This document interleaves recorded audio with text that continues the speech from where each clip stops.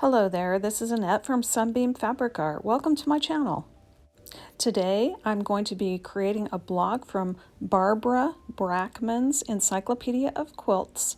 This is number 1644 and it's actually called Unnamed.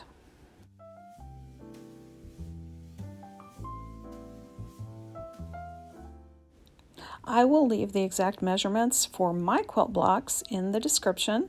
What I've got here are some 6 by 6 inch squares. I've got some 4.5 inch light colored background squares with 3 inch by 6 inch rectangles. And I've got some 4.5 inch squares for my center of my block. I'm starting with the most challenging unit, and what I've done is pressed little lines for myself with my iron on the diagonal and in the middle of each side. I want these 3 by 6 inch rectangle units to go from one corner to the middle of the opposite side to make that point. And I need these rectangle units to completely cover the white background square. So I pressed a little 1/4 inch seam allowance on these rectangles, and I'm going to draw a line exactly where I need to lay this fabric down before I stitch it. After a couple of tries, I found out what worked best for me was putting the ruler 1/8 of an inch past the corner and 1/8 of an inch past the middle of the opposite side.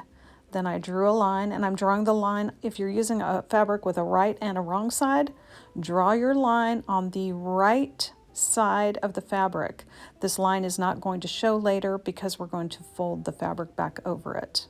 I also want to point out there's no need to worry about it being exact because these seams don't match up to anything else. You will want at least 1/4 of an inch of the darker fabric at that point, at that star point. Otherwise, you won't be able to trim your block properly. We'll talk about that later, but for now, let's get started sewing.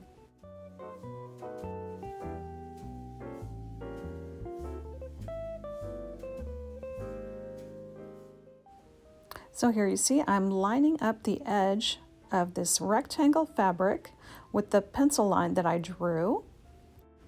I'm going to go ahead and stitch a 1/4 inch seam. Then I am going to press that rectangle away from the center of my block.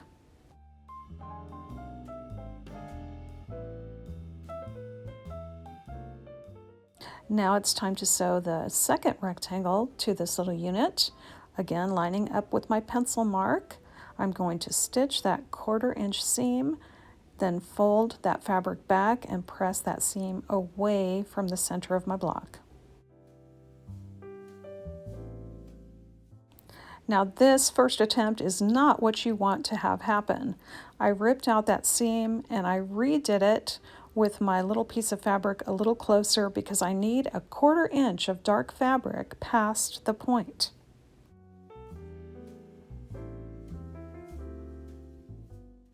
Let's talk about trimming this block. I am going to use the diagonal line on my ruler to help me. I'm lining it up with the points, the point on the left and the point on the right of the white fabric. Now I'm trimming my blocks to 4.5 inches, and I want to have 1/4 of an inch past that white little tiny point. So I need to line up that little tiny point at 4.25 inches, and that'll give me a 1/4 inch seam allowance. Once I have everything lined up where I like, I trim the right side and the top side. Then I simply flip the block around, and now I can trim it to 4.5 inches. And this gets me the 1/4 inch of fabric past the point that I need, so when I stitch this together with another block, the point will be right on the seam. Once I had it all figured out where my lines should be, I went through on my 4.5 inch squares and I drew all the lines.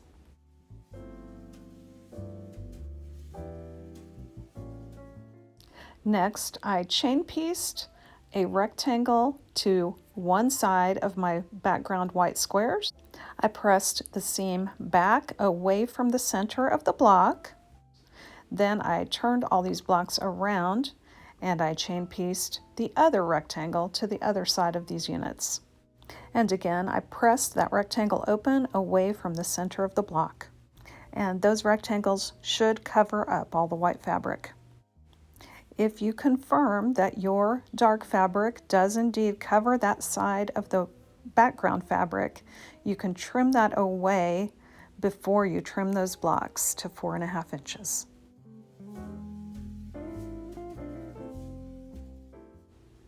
Again, on trimming this unit, I'm using the diagonal line on my ruler to help me. I'm lining it up with the points on the white background fabric. And since I'm trimming my blocks to 4.5 inches, I am lining up that tiny white point at 4.25 inches. Then I'm able to flip the block around and trim to 4.5 inches.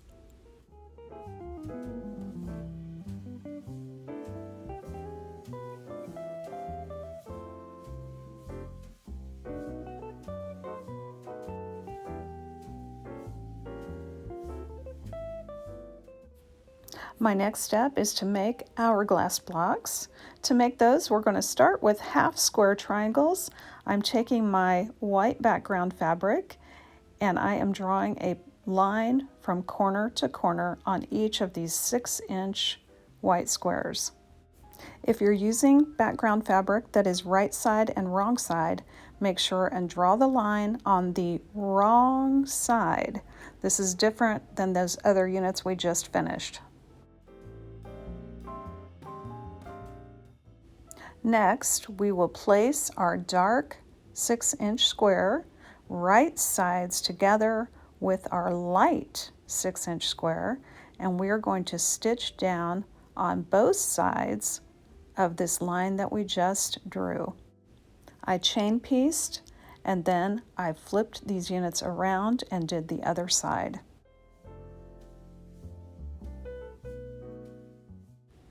We are going to cut on the line that we just drew, and I'm going to press these half square triangles open, and I'm going to press them all the same way towards the darker side.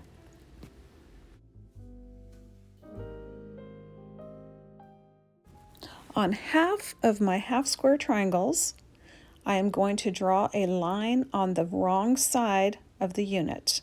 I'm going to line up my ruler with a horizontal line matching my seam. Then I'm going to draw a line from corner to corner on this unit.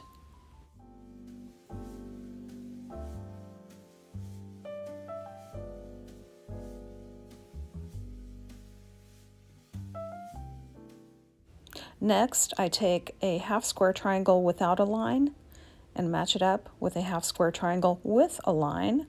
I'm making sure the darks are opposite each other. Because I pressed these half square triangles the same way, I will be able to nest these two seams. They will catch, they will lock, and then I'm going to place a pin about 1.5 inches away from the line.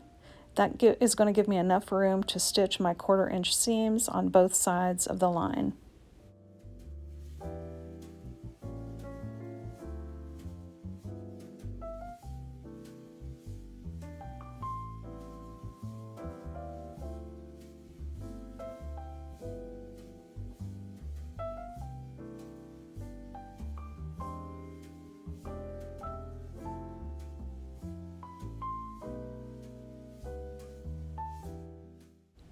Once that's done, I'm going to cut these units apart on the line that I drew. Then I'm going to press these hourglass blocks open.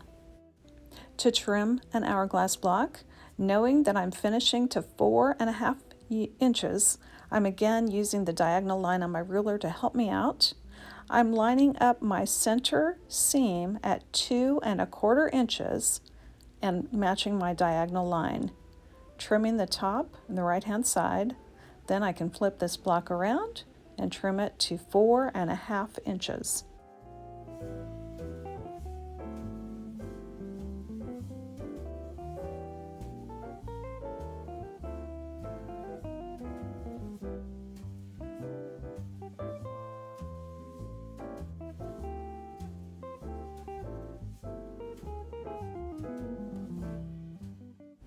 Once those hourglass blocks are trimmed, it's time to lay out these blocks. So I'm taking my center squares, putting those in the middle. Then I am taking my hourglass blocks, I'm putting those in a T shape around the center with the background fabric touching the center block. The star points go in the four corners with the tiny point going towards the outside of the block. Next, I'll stitch the top row together, the middle row together, the bottom row together. Then I'll put all the rows together to complete the block. And don't worry, I caught my mistake before I stitched that row together.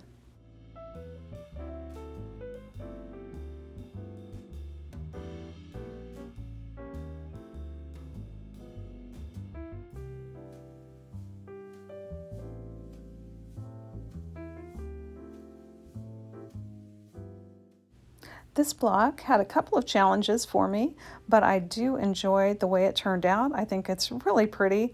I can see this done in many, many colorways and how beautiful it could be in an entire quilt. If you're enjoying my videos, I invite you to subscribe and click that little bell icon. You'll get notified when I post new videos. Thanks so much for joining me today, and I hope to see you back again real soon.